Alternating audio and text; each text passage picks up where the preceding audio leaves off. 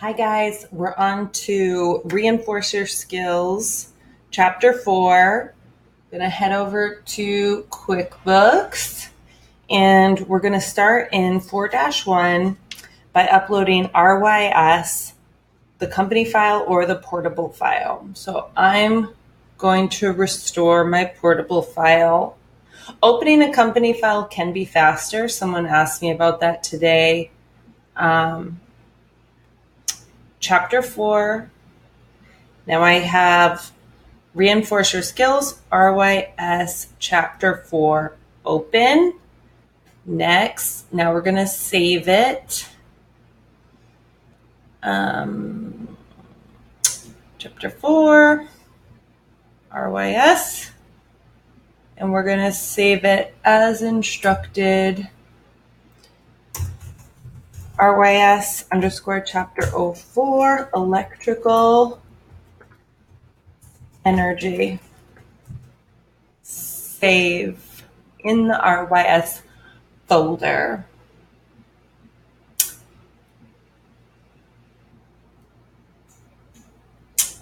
Here we are. It's opened. We're at number 3.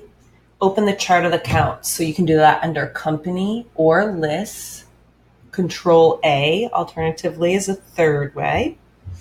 We'll choose bank as the account type. Oh, they say choose the account arrow down here and say new account. We'll choose bank account and then continue.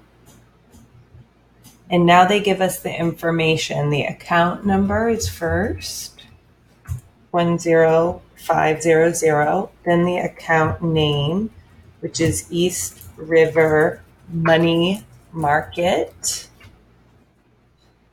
And then they give us a description. Company money market account. Typically have a higher interest rate. Now we have an account number 021362-111. That their bank account number, our routing is 02000002. And doesn't say to change anything else. We'll save and close. And now it says to say no to set up the bank feed. That is to sync our transactions automatically. Now we'll close the chart of accounts windows. That's number 8. Now we're down to move funds between bank accounts. Because the money market account earns interest, we want to transfer our extra funds from the checking account into it so that we can earn that interest. So we're going to go banking, transfer funds, and we have to do that at the top tab. And there you see transfer funds midway down. And then we're going to use this information 4/2/23. And we're going to transfer from checking to East River Money Market. And we're going to transfer the amount of $8,000. And we see our money market account has 0. So it doesn't say anything about a memo. So we'll just save and close. And yes, we want to make this transaction, even though it's 30 days. And I should turn off this warning because of our problems, which are always way in the future. Okay, so now we're on to making deposits. Emily did a presentation for a local organization on the topic of taking precautions when working with electricity. You need to deposit the fee she earned into the checking account along with the funds that are currently in undeposited funds account. We'll do this in 2 separate steps. So first we'll go banking and make deposits. Well, I don't have, Moki, my kitty is right here getting in the way. Let's see, we'll go banking, make deposits. And you remember this is where we used before. So this is the payments to deposit window. And it says choose the 424 payment from Linda Chai. As you're not sure Emily actually deposited Sally Miller's check. So we're not sure that second one has actually been deposited. So we're only going to choose the first. And then we'll click OK. And so that's going to transfer this over here. It's going to take it out of from account undeposited into the checking. So deposit to checking, deposit date. We're going to change likely to a later date. So 25 in this scenario. And use this information to start the next deposit. So we're going to save and new. Yes. And then, okay, it gives us the summary. And now we're going to start another deposit. We're going to use the checking account. And then we're going to do the date. Supposedly one day later. 4/26/23, leave deposit in the memo field, they say. And we'll go to received from. And they don't give us anything for that. So we'll tab into the next one, the account, and we'll go 45,200. And this is our 45,200 is consulting income. So we'll press tab. Ooh, interesting. 45200.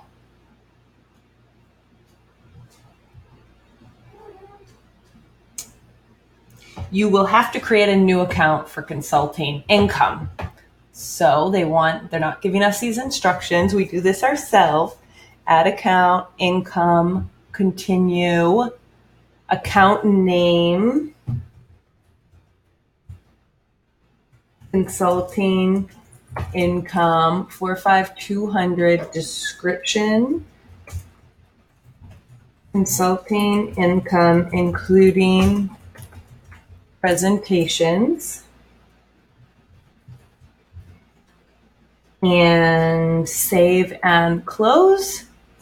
And now in the memo, we'll put safety presentation, check number 753. We received a check for $800. Oh, wait. Payment method. Check. $800.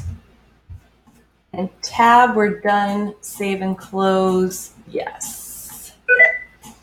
And it's recorded. This shows us a summary. So this is payments left. And what are we on to? We're on to 4-2. So we're going to close this, RYS 4-2. Close out of everything back here. And we're now going to reconcile a bank account. Emily's checking account statement has just arrived. In this exercise, we'll reconcile the Electrical Energies Company checking account. And we'll refer to the illustration shown after step 3 for the actual statement. And so we're going to go banking in the home page here on the right, reconcile.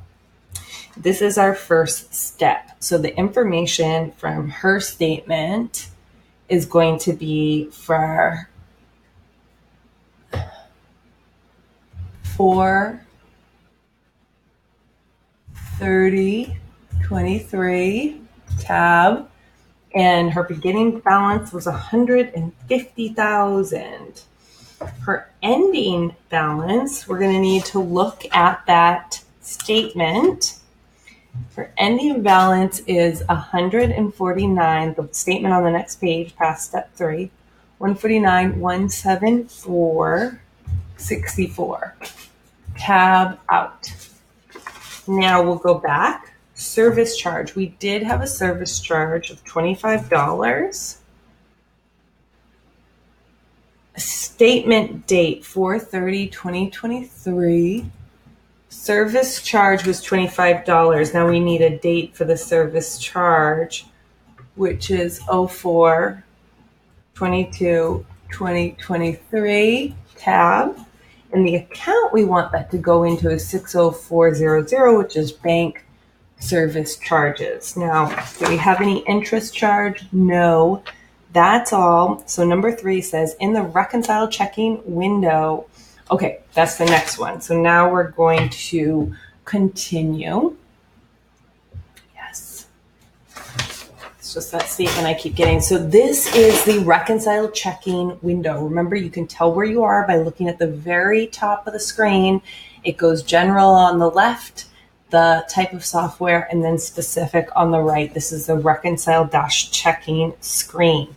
Step 3 says, in the reconcile checking window, mark only those transactions that have cleared the bank and are on the bank statement. So we can start with checks and payments, and we can go down the payment column on the statement. So we have 8,000.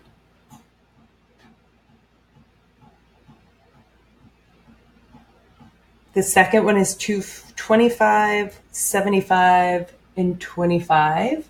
That's the next one. The next one is 158.93, Con Edison, which is a check number. We don't know. And then you can tell the 8,000 is a transfer. That's why there's no details. The other ones are check numbers, which we can see the check numbers on the statement. And then the other check is 1999, 11355. And then the last amount is the service charge, which we already entered. So that's everything under the payments on our bank reconciliation. So now for deposits, we have $3,005.43. Then we have $3,702.07. Then we have $1,200 and $800. And we have a deposit of $1,246.31 that's not listed here. And at the bottom it says there will be a difference of $1,246.31. And you will move on to the next step to receive help and see the reconciliation window. So click Reconcile now. So we see that difference down there, which is due to that last deposit, which didn't actually post, or we didn't record on 4/30. So we'll go Reconcile now. And now it will give us your options. Your choices are so in order to resolve this difference, our choices are return to reconcile, leave reconcile, enter adjustment, or get help. You want to try to avoid entering adjustments if possible and concentrate on finding the error. You will use leave reconcile to try to locate the discrepancy as your first step. So basically, our deposit got recorded later than it should have, and you never want to record that difference. You could have it be off this month and then it should be off next month in the opposite direction, but that's a very bad habit. So instead, we will choose leave reconciliation. We'll choose banking reconcile. And then click locate disparities. So because, and then type A to get all dates. And let's see that. This will run a previous reconciliation report, but it will find no errors. Your next step will be to look for missing transactions. Perhaps something is still sitting in undeposited funds. Let's just look at their discrepancy reports. I mean, we know what the issue is. A deposit was not recorded or recorded later. All. Why we need dates, but let's see. 01/01/2023. I'm doing 01/01/2023 tab. 12/31/2023 tab. Of course, there's nothing. Okay. That's weird because it will find no errors. Okay. close all windows. I'm not sure what they were trying to show there. And this one, no.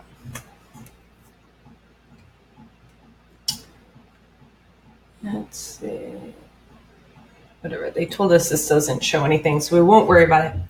You realize record deposits has a notification number on it. See the number 1 on record deposits under banking in the lower right corner?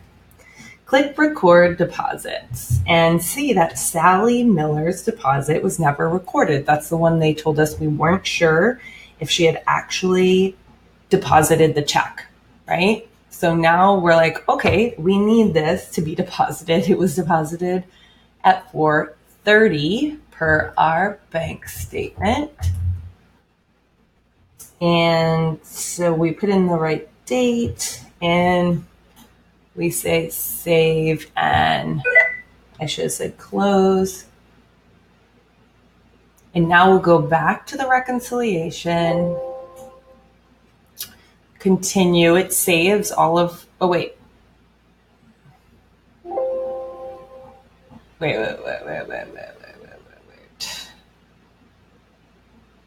Oh, I guess it's fine.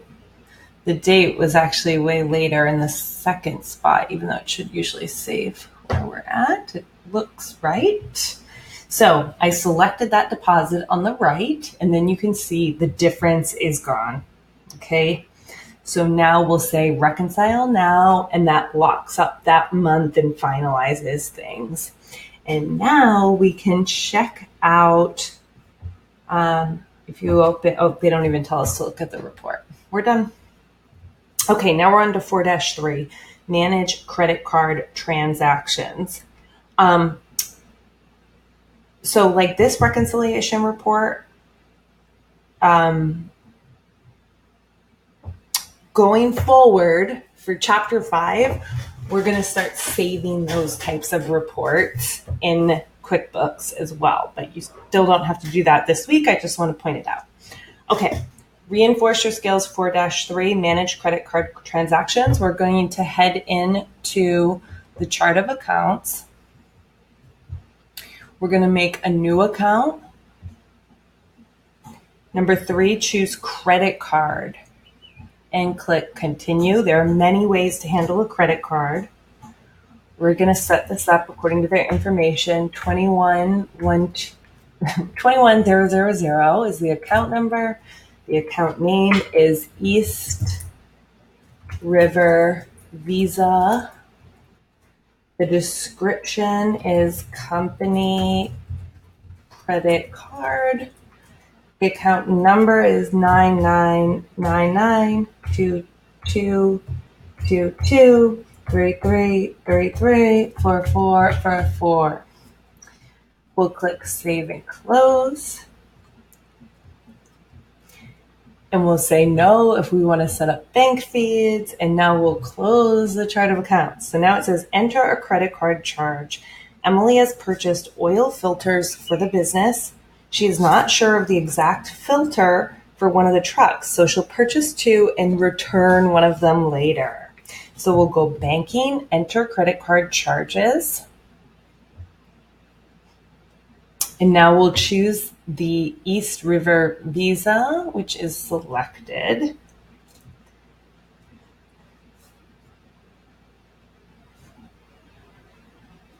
Now we'll put in our purchase from vendor, auto, supply,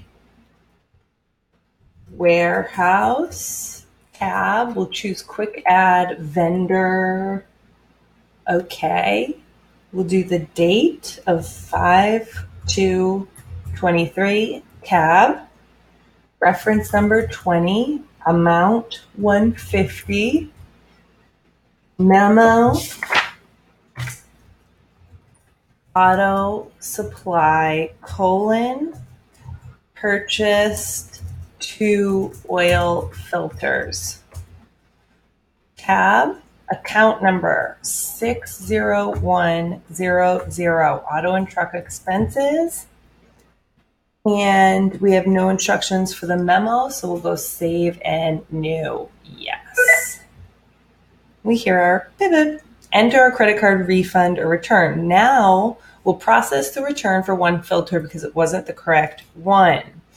The enter credit card charges window should still be open, which we didn't close it. So now we'll click refund or credit.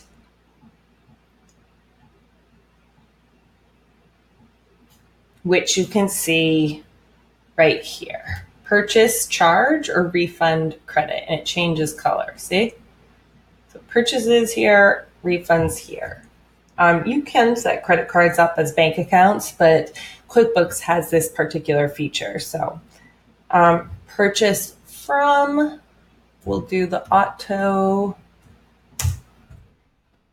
supply warehouse 5823, reference number 20R, lowercase r, $30, tab, returned one oil filter, comma, wrong fit in the memo. We have that account already there. The 30 is already filled in, and it says copy the memo from above and paste it in the expense tab, which is something I usually do. So press shift in the left arrow, control C, tab in memo, control V. I don't know, this computer has been being weird. Just copy it. And I did spell filter wrong there. So save and close. Yes. Okay, we're on 4-4. We're on the last one. So now we're going to produce banking and balance sheet reports. In this exercise, we'll run some banking reports to see the current status of the company's finances. You'll start out with banking reports and then produce a balance sheet report. And these reports we are going to save. And be sure to read the description for reinforce your skills. You do need to upload one or two of these. Okay, we're going to go reports, banking, previous reconciliation, choose summary, and click display.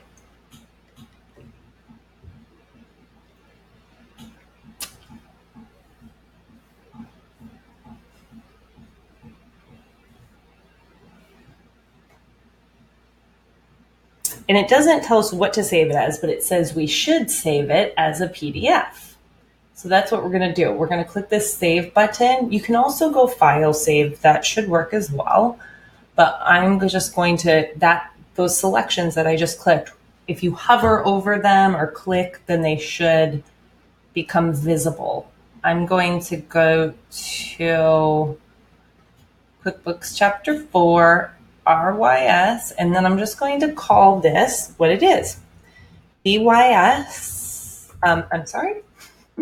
RYS underscore CH4 underscore reconciliation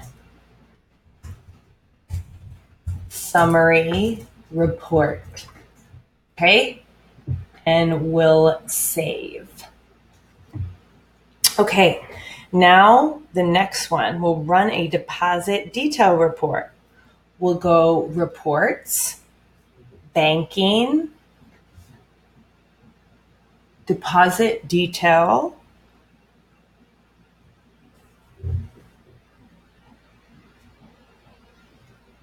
change the from date to 04/01/23 to 04/30/23 tab. And there is a deposit detail report. And I just tabbed out. You can click refresh like they say. You just need to get it to update. So they say close it and you don't need to memorize it. I want to save this. So to do that, and you will need to do this too, deposit detail, go save as. And here we want to save it as RYS underscore chapter 4 underscore deposit detail report. So the name of the report, report. Okay. So we'll close out of this. It will ask us if we want to memorize. We'll say no. Same here. Okay, now display a balance sheet report. Our last one. Reports, company and financial. Balance sheet standard. Type A for all, tab, and then it wants the as of date, which it's apparently pulling in the latest balance sheet date. So this is fine. Or let's do it as of the date we've been dealing with, 4/30/23. And here we go. Our bank account is the 149, blah, blah. So now to save this, we'll go print, save as PDF, and we'll save it here, RYS underscore chapter 4, balance sheet, underscore balance sheet report. And all of those 3 reports will be listed in the description for RYS. And that is all, friends. Let me know how it goes. Obviously, lastly, we can close the company. It's saving automatically, right? So then we just go close company. You don't need to make a backup or anything like that. Close company. And only the one, file, close company. And that's saved under that original name that we had. Okay, let me know if you have any questions. I will see you in the next video, guys. Bye.